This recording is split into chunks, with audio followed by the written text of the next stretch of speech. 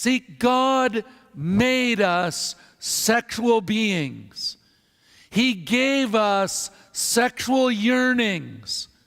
And those are good things. They're part of what God wants us to have.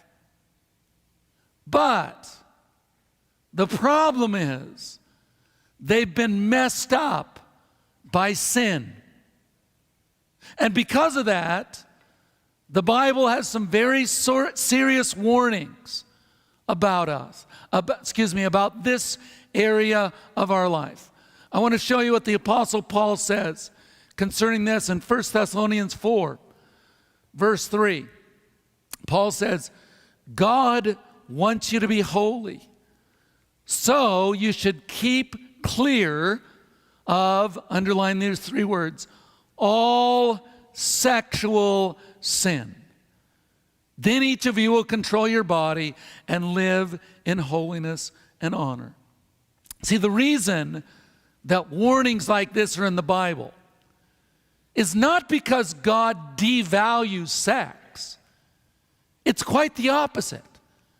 They're in there because God values sex so highly. See, sex was not created by God to relieve loneliness for one night or to gratify some sort of momentary craving that we have. No, sex is a reflection of your existence as an unending spiritual being. An unending spiritual being. Now you might say, Brian, what do you mean by that? Well, see, when you have sex with another person, you're not just touching somebody else's body. You're touching their soul. That's one of the things that God created sex for.